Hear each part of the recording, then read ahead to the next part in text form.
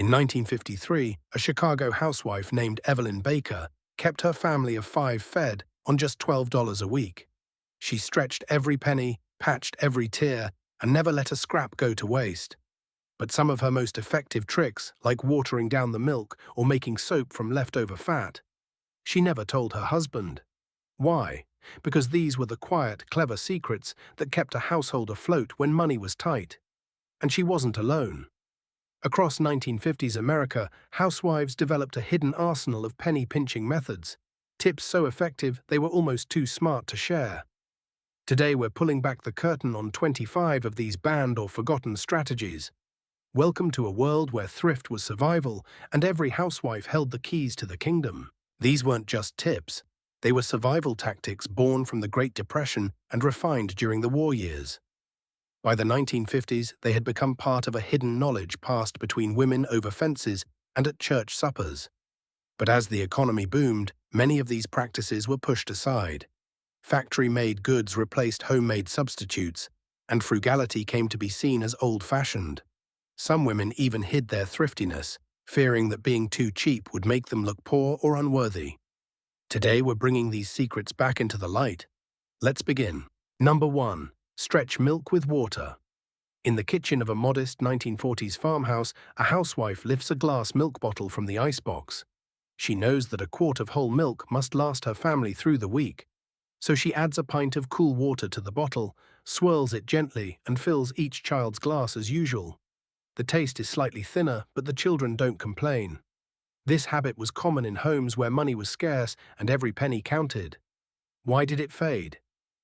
After the war, rising wages and mass-produced dairy made milk affordable. Adding water became a mark of poverty, something families left behind as they climbed into the middle class. Today, the practice survives only in the most frugal households or as a trick for stretching expensive nut milks. But for a generation of grandmothers, it was simply part of making ends meet. The method itself was simple. You took a quart of fresh whole milk, poured out about a cup for cooking, then added an equal amount of water back. Some homemakers would even boil the milk first to thicken it slightly, then dilute it, creating a smoother consistency. The goal was invisible thrift. No one at the table should notice. This trick vanished, not because it was ineffective, but because the post-war economy made it unnecessary. By the 1960s, a family could afford a full quart without thinking. Still, the memory lingered in cookbooks and homemaking guides, a quiet testament to the lengths mothers would go to feed their children. Number 2. Make soap from leftover fat. In a 1950s kitchen, no drop of grease was wasted. After rendering bacon or roasting a chicken, the fat was carefully poured into a coffee can and saved. But its highest purpose was not cooking, it was soap. The process was simple but required patience. Lye, made from wood ash and water, was mixed with the rendered fat in precise proportions. The mixture had to be stirred continuously until it traced, leaving a ribbon on the surface, then poured into molds. After a month of curing, the soap was hard, mild, and free of synthetic chemicals. Why did a practice that saved money and avoided harsh detergents disappear? 2 reasons. First, commercial soap bars became so cheap that the time and mess of home soap making no longer seemed worth it. Second, homemade soap developed a reputation as something only the poorest families used, a stigma of hard times.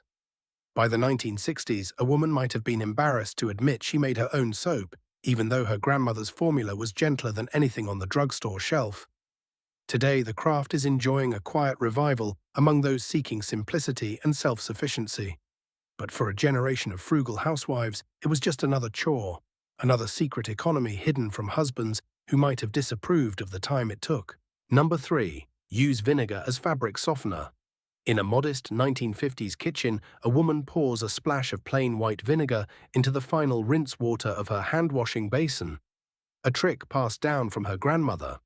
While today's store-bought softeners promise floral scents, vinegar works by naturally breaking down alkaline detergent residue, leaving clothes soft, static-free, and bright. The faint sour smell vanishes as the fabric dries. Yet as the decade wore on, commercial fabric softeners hit the market with persuasive advertising and pastel bottles. They promised convenience, and soon using vinegar seemed old-fashioned. something a thrifty grandmother might do. Today, the practice has quietly returned among those seeking to avoid chemicals and save money, a reminder that not all modern innovations were necessary improvements. The secret to vinegar's effectiveness lies in its acidity, a mild acid that dissolves soap scum and balances the pH of fabrics. Women added about half a cup to the final rinse, making clothes feel soft without any synthetic coating. But by the late 1950s, mass-marketed fabric softeners like Downy appeared, offering a convenient, perfumed alternative. Advertisers portrayed vinegar as a poverty solution, and many housewives, wanting to appear modern, abandoned the practice. A vivid detail, some women saved the vinegar bottle and refilled it from bulk store purchases, a simple act of thrift that became a silent rebellion against commercial overreach. Today, eco-conscious households have rediscovered this tip. Once so common it was rarely spoken of, now a quietly guarded secret of frugal living. Number 4. Reuse wrapping paper and string. In many 1950s households, no scrap of paper or length of twine was discarded after a gift was opened. The paper was carefully smoothed, folded along its original creases, and stored flat in a drawer or under a mattress. String was wound into a tidy ball, ready for the next parcel. This practice, passed down from the Depression, treated every resource as precious. Children were taught from a young age to untie knots rather than cut them, to preserve string at its full length. By the 1960s, adhesive tape and cheap manufactured gift wrap made this habit seem quaint. The rise of self-service retail and disposable culture sealed its fate. Yet the principle endures in modern zero-waste circles, where reclaimed wrapping and biodegradable twine are again valued. Imagine a housewife in a floral house dress, seated at a kitchen table in the soft light of an afternoon, her fingers working the knot of a brown paper package. The method itself was simple, but required forethought. Gifts were often wrapped in newspaper or plain brown paper, then adorned with a bow that could be reused. The string was rolled into a tight ball and stored with the wrapping paper. Some housewives even soaked paper in water to remove wrinkles, then pressed it with a warm iron before drying. This frugality was born of necessity, not poverty. But as post-war prosperity swelled, the time spent on such tasks seemed less worthwhile. Store-bought wrapping paper rolls and color-printed tape appeared in every five and dime. By the 1970s, reusing wrapping paper was seen as stingy or eccentric. Yet the grandmothers who lived through the Depression never entirely abandoned the habit. Today, a growing number of people have rediscovered the satisfaction of a carefully unwrapped gift, the paper saved for another birthday. Number 5. Turn old stockings into rug yarn. In the 1930s and 40s, stockings were a precious commodity, made of real silk or rayon. When a pair developed a run, a thrifty housewife did not discard them. Instead, she carefully unraveled the stocking into a continuous strand of yarn, winding it into a ball. These silky threads, often dyed in dark shades to hide dirt, were then crocheted or braided into colorful rag rugs that warmed drafty floors and silenced footfalls in the hallway. It was a quiet act of rebellion against the era of use it up, wear it out, make do or do without. Why did this practice fade?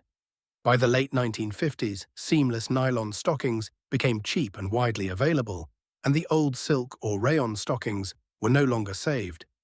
Instead of being precious, stockings were now disposable. Machine-made synthetic rugs from brands like Karastan or Mohawk flooded the market, offering uniformity and convenience. Handmade rag rugs came to be seen as old-fashioned, a mark of poverty rather than ingenuity. And yet this secret lives on quietly today among a small circle of crafters who call it silk ribbon rug or vintage stocking rug, a reminder that even the most humble thread can be woven into beauty. Number 6. Bake bread from potato water. In nearly every 1950s kitchen, potatoes were a staple. But the water they were boiled in, cloudy with starch and nutrients, was never thrown out. Instead, resourceful housewives saved it, chilled it, and used it as the liquid base for their weekly bread baking. The starch from the potato water fed the yeast, producing a loaf that was not only more economical, but also stayed fresher longer, with a tender crumb and a golden crust. This trick faded as commercial bread became cheap and convenient. By the 1960s, wrapped white bread from the supermarket seemed modern and hygienic, while homemade bread, especially one made from leftover water, carried a stigma of poverty. Yet today, artisan bakers have revived the practice for its superior texture and flavor. The potato water bread is a quiet lesson. Sometimes what we discard holds the most value. Number 7. Patch clothes with hidden darning. A good shirt didn't go in the rag bag just because the elbow wore thin. A 1950s housewife would first trim away any frayed threads, then cut a patch from an old sheet or a worn-out shirt, something lightweight but sturdy. She'd position the patch on the inside of the garment, directly under the hole, and baste it in place with a loose running stitch. Then, using thread that matched the original fabric as closely as possible, she'd work a series of tiny parallel stitches back and forth across the worn area, catching the patch on the underside with each pass. The goal was to create a dense, woven patch that would strengthen the fabric without being visible from the outside. Done well, the mend was nearly invisible, a secret reinforcement that let the garment live on for years. This skill faded partly because ready-made clothing became so cheap after the war that it was easier to buy a new shirt than spend an hour mending an old one. Darning also carried a stigma of poverty. In a booming consumer economy, visible mending seemed old-fashioned, a mark of being out of step with progress. But the knowledge of hidden darning survives among a small circle of practitioners who see it as an act of quiet rebellion, a way to resist planned obsolescence, one invisible stitch at a time. Number 8. Save bacon grease for cooking. In a 1950s kitchen, no drop of fat was wasted. After frying bacon, the still warm drippings were carefully poured through a strainer, lined with cheesecloth into a small ceramic crock or a repurposed tin can.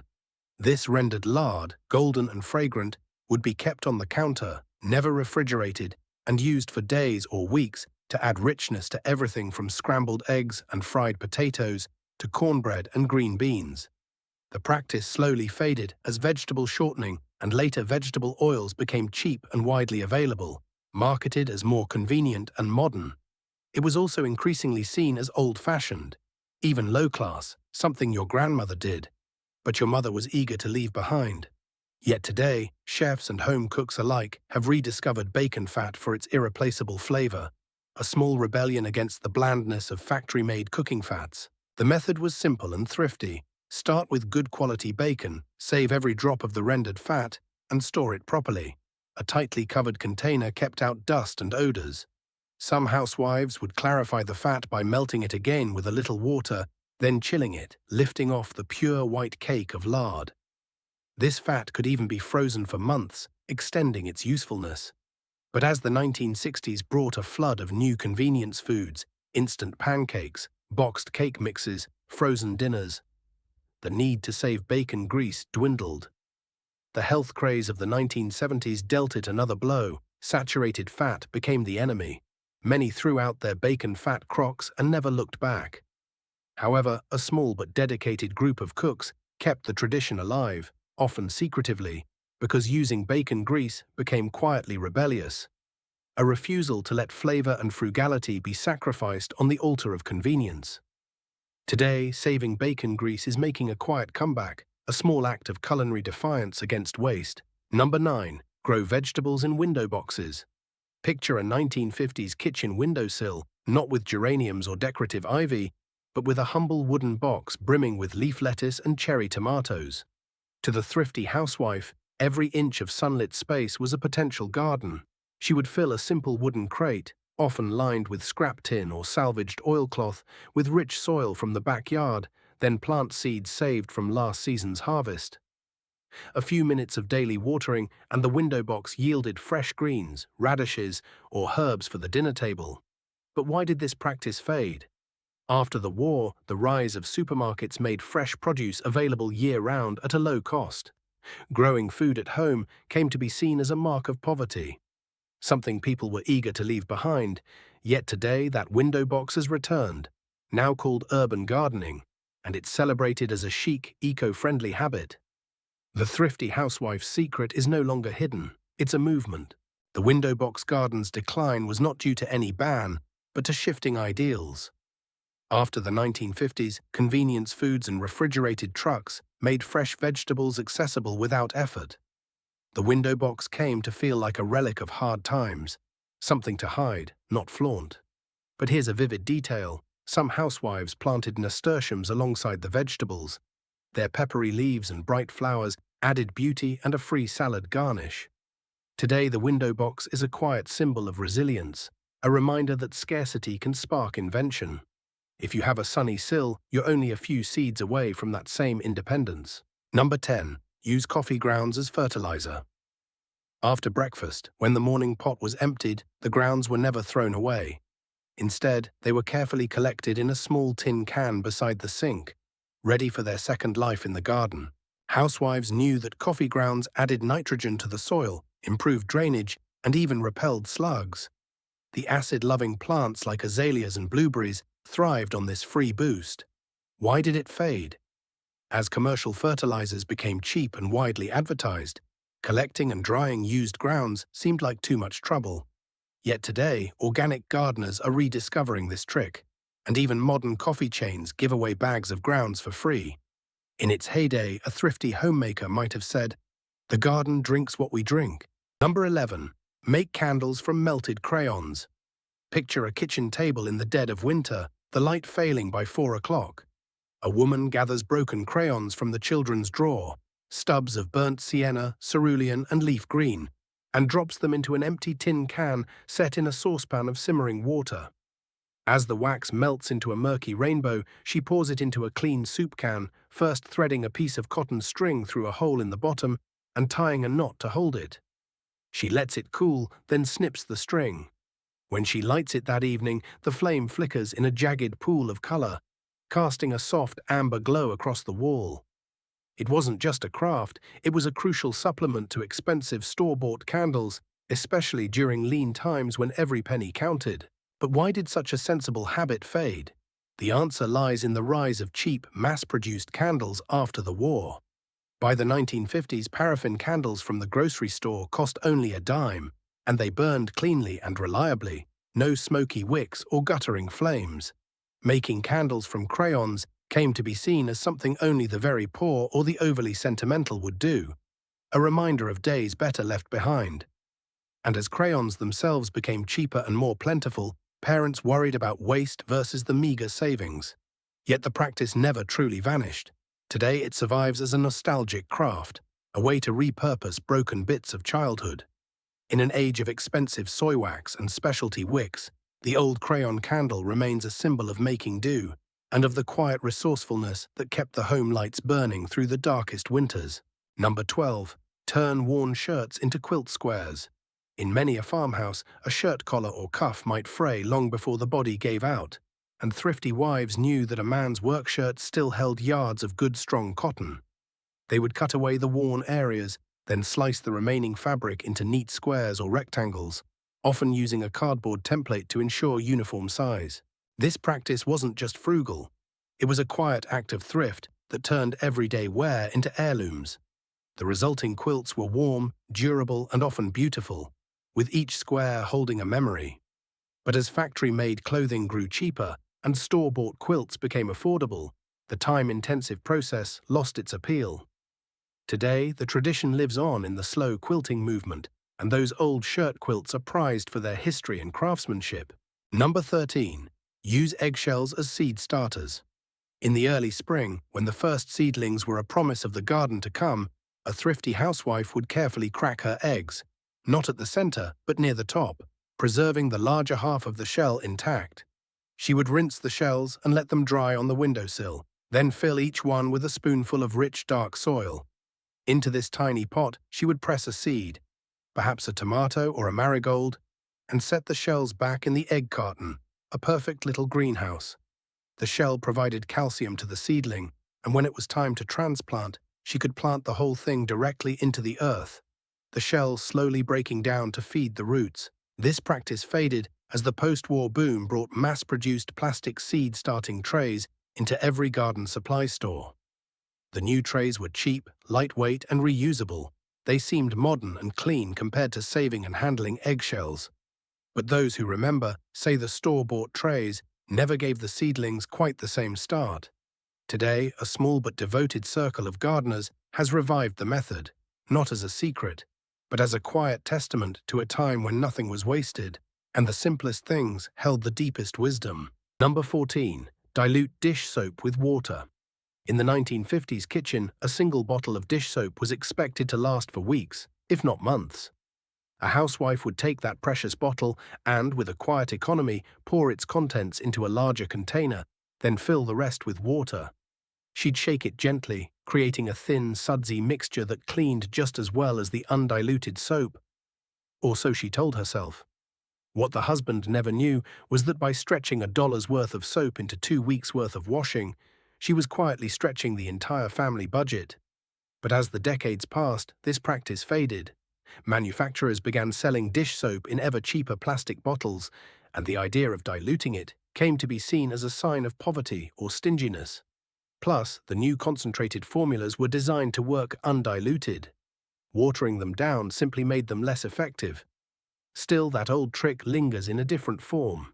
Today's thrifty households sometimes refill soap dispensers with a mixture of liquid soap and water, a silent nod to the grandmothers who knew that every drop counted. How was it done?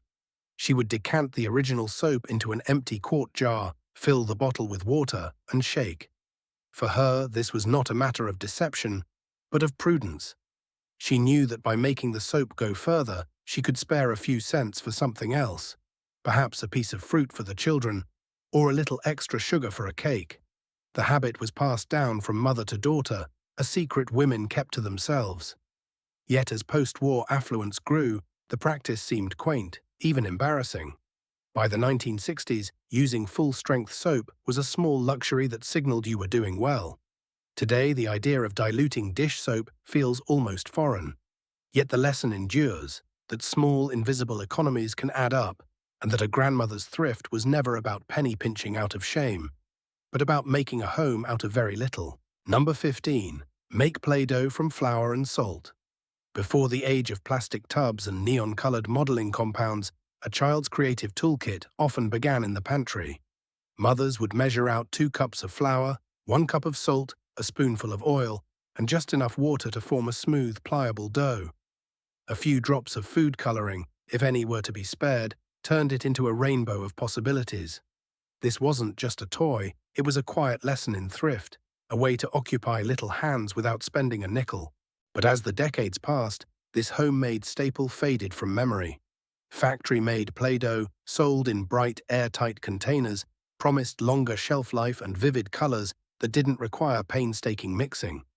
For a generation raised on convenience, the ritual of mixing flour and salt began to feel like a chore rather than a cherished tradition. And yet, today, a quiet revival is underway. Parents seeking screen-free activities rediscover that a simple bowl of flour, salt, and water can still spark the same wonder, proving that some pennies are worth pinching for a different kind of richness. Number 16. Use newspaper as window insulation. Picture a winter morning in a 1930s farmhouse. Frost clings to the inside of the window panes, and a thin draft seeps through the cracks. The homemaker, wearing a wool cardigan, rolls up a stack of old newspapers and tucks them tightly into the gap between the window sash and the sill. She then tapes a full sheet over the entire window, pressing out the wrinkles to create a sealed barrier. This trick was simple science. The newspaper created an air pocket that trapped heat inside, cutting down on the need for expensive coal or wood. But it came with a trade-off. The room was dim, and the rustling of pages in a breeze was constant. By the 1950s, factory-made storm windows and cheap caulking made newspaper insulation seem low-class and dated. Yet today, a similar principle lives on in modern window insulating film. And for those who remember, the scent of newsprint and the muffled silence of a well-sealed room bring a strange comfort. Number 17. Save rubber bands from produce. In a 1950s kitchen, a housewife unwraps a bunch of celery and carefully slides the rubber band off, placing it in a small glass jar on the counter.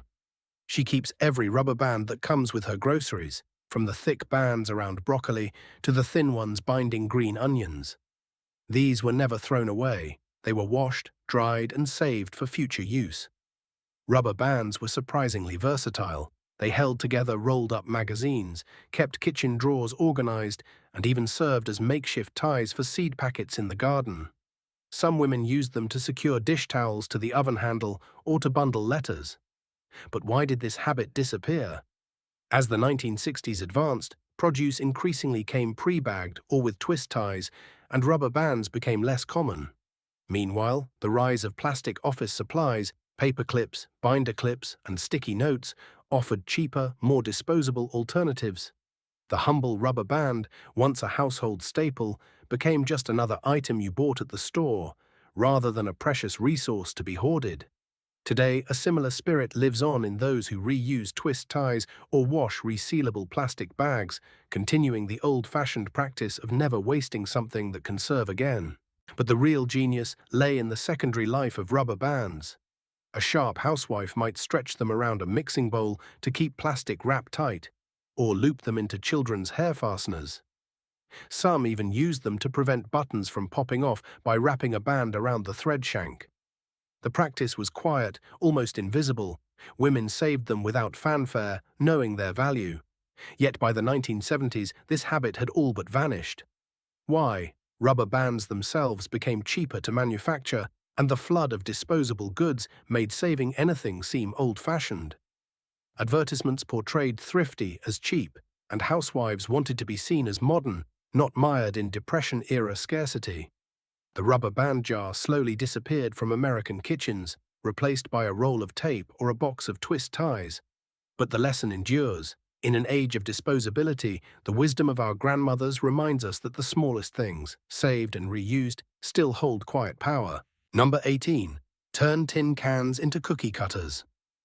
In the 1950s kitchen, a tin can was never just a tin can. After the label was peeled away and the soup emptied, a resourceful housewife saw something else. A sheet of thin, pliable metal, perfect for repurposing. Why did this skill fade? Not because it stopped working, but because affordable, precisely shaped cookie cutters became cheap commodities as plastic manufacturing boomed in the 1960s. A metal cutter could be bought for a dime, making it easier to buy than to craft. Yet the practice survived in rural homes into the 1970s, and today it's found new life in the zero-waste movement, where a homemade star-shaped cutter from a tomato paste can is seen as a badge of ingenuity, not an act of secrecy. Number 19. Use lemon juice as bleach substitute. In the 1950s kitchen, whitening a load of laundry didn't require a trip to the grocery store for expensive chemical bleaches. A thrifty housewife simply reached for the fruit bowl. Here's how it worked. She'd squeeze the juice of 2 lemons into a basin of warm water and soak the laundry for an hour. The citric acid gently lifted stains and brightened white cotton without damaging fibers. After a rinse and a day in the sun, linens came out noticeably whiter. Why did it fade? Because by the mid-1950s, commercial bleaches grew cheap and were heavily advertised as modern time-savers. Lemon juice, while effective, required effort, squeezing and soaking, and was seen as a quaint, old-fashioned method. Today, this trick is making a comeback among eco-conscious homemakers who prize its gentle, non-toxic results. Number 20. Make broth from vegetable scraps. In the 1950s, a thrifty housewife would never dream of tossing carrot peels, celery ends, or onion skins into the trash. Instead, she kept a dedicated jar in the icebox, filling it day by day with what we now call kitchen waste. When the jar was full, she'd dump the contents into a pot of simmering water, add a pinch of salt and perhaps a bay leaf, and let it bubble away for hours. The result was a rich golden broth that formed the base of soups, stews, and gravies, all made from what would otherwise have been thrown out. This practice was born of necessity during the lean years of the Depression and carried forward into the post-war era as a badge of frugality. But why did it fade? Not because it stopped working, but because by the 1960s, canned broths and bouillon cubes became cheap, shelf-stable, and convenient. Making broth from scraps suddenly seemed like a low-class chore, something your grandmother did because she had to. Today, the practice is making a quiet comeback among home cooks who rediscover the deep, complex flavor that no cube can match. The secret to a truly excellent scrap broth lay in the variety of vegetables used and the patience to let it simmer low and slow. Onion skins gave a deep golden color, Carrot peels added sweetness, and celery ends contributed savory notes.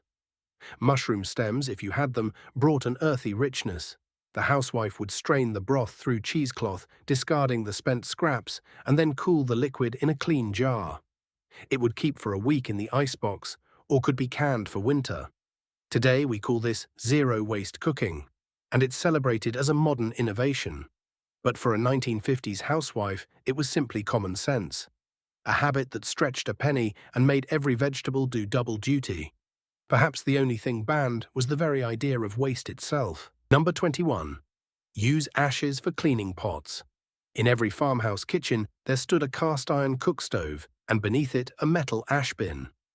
Ashes were never simply thrown away. When a pot was crusted with burned-on oatmeal or roasted potatoes, a handful of fine sifted wood ash mixed with a little water made a mild, gritty paste that scrubbed away the toughest residue without scratching the iron or enamel.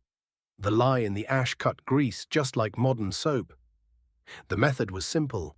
Dampen a cloth or a handful of straw, dip it in the cool ashes and rub in firm circles until the pot gleamed. Then rinse thoroughly with water. This trick faded when store-bought scouring powders like Bon Ami and later liquid detergents became cheap and widely available. Using ashes began to seem old-fashioned and low-class, a reminder of poverty that many wanted to leave behind. The legacy lives on today with modern wood stove owners and campers who still reach for ash when they've forgotten the dish soap. It works exactly as it did a century ago. The technique required some skill. Too much water made mud, too little ash left scratches. Grandmothers knew to let the ash cool completely first and to test a small spot before tackling the whole pot. Some swore by oak ash, others by hickory. By the 1950s, store shelves overflowed with abrasive powders in colorful cans, and the old ash method was quietly forgotten. But in small towns and rural homes, a few housewives kept the practice alive, even if they never mentioned it to their husbands. Today, preppers and environmentalists rediscover wood ash as a non-toxic, zero-waste cleaner. It's a reminder that some of the best tools are free, and sometimes the past knows what it's doing. Number 22. Turn old towels into washcloths.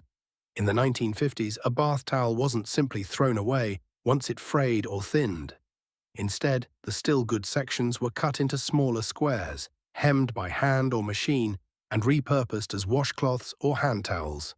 This small but steady practice squeezed every ounce of usefulness from household linens, a habit born of Depression-era scarcity that persisted well into the post-war years. Why did this tip fade? As mid-century prosperity grew, mass-produced washcloths became cheap and widely available. Buying a new pack cost little, and the time needed to cut and hem old towels felt less worthwhile. The practice began to seem old-fashioned, even low-class, a reminder of harder times people preferred to forget. Yet today, amid renewed interest in reducing household waste, turning old towels into washcloths has quietly returned. A single bath towel can yield half a dozen reusable wipes, proving that some thrift wisdom never truly disappears. Number 23. Use salt as toothpaste substitute. In a modest 1950s bathroom, a housewife unscrews the cap of an empty toothpaste tube, squeezing out the last dabs. When that's gone, she reaches for the salt cellar on the kitchen counter. A teaspoon of salt onto a damp toothbrush, a few brisk strokes, and her teeth feel polished clean. Why did this fade? As the 1950s boomed, mass-produced toothpaste with fluoride and mint flavor became affordable and more pleasant. Salt's grit was effective but harsh on enamel, and the lack of fluoride made it inferior for cavity prevention. Yet today, salt remains a backup for campers or emergency kits. In that little shaker, it still holds a humble, gritty memory of thrift. Number 24. Hair tonic from Rosemary-Water. Long before drugstore shelves were lined with plastic bottles of synthetic conditioners, women turned to the garden for hair care. A handful of fresh rosemary sprigs simmered in water for 20 minutes, then strained and cooled, produced a fragrant rinse that promised to darken gray hair, stimulate the scalp, and add shine. As commercial shampoo and conditioners became cheap and ubiquitous in the post-war boom, this homemade tonic was seen as old-fashioned and low-class, something only grandmothers bothered with. Yet modern enthusiasts have rediscovered its benefits, knowing that no factory product can quite match the quiet dignity of a recipe that costs nothing and takes only time. Number 25. Use chalk to whiten shoes. Before the era of specialized shoe polishes and whitening sprays, a housewife knew that a simple stick of chalk could restore the brilliance of her white canvas sneakers or leather pumps. The method was straightforward. She would rub the chalk vigorously over the scuffed or yellowed areas, then buff the surface with a soft cloth. The chalk dust would fill in the imperfections and create a matte, even whiteness. This trick worked because chalk is essentially calcium carbonate, a mild abrasive that gently cleans while leaving a white residue. As the 1950s gave way to the 1960s, commercial liquid whiteners and aerosol sprays became cheap and widely available. These products were faster and did not require the elbow grease of chalk application. Moreover, using chalk on shoes began to be seen as a makeshift solution, a sign of thriftiness that some women preferred to keep private. Yet today, vintage fashion enthusiasts and historical reenactors still reach for chalk, finding that nothing else gives quite the same soft, period-accurate finish. Why did this penny-pinching trick fade? In the post-war boom, consumer goods flooded the market. Shoe manufacturers began offering white shoes with stain-resistant finishes, reducing the need for whitening. But the deeper reason was that chalk whitening was a visible marker of doing without. A woman who chalked her shoes might be judged as too poor to buy proper polish. As middle-class aspirations rose, such frugal habits were quietly abandoned. Yet chalk never fully disappeared. In the 2020s, a resurgence of interest in sustainable living and vintage styles has brought it back for canvas sneakers and dance shoes. The lesson endures. Some of the best solutions are the simplest, hiding in plain sight. These thrifty practices weren't banned by law. They simply faded as America grew wealthier after the war. Convenience foods and factory-made goods edged out homemade versions. What was once a badge of resourcefulness came to be seen as old-fashioned, even low-class. But perhaps, in our rush toward modern convenience, we lost something precious.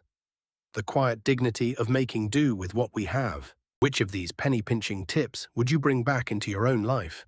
For me, I think I'd start with the vinegar and newspaper windows. There's something satisfying about that streak-free shine. Leave a comment below, and as always, thank you for keeping these old ways alive.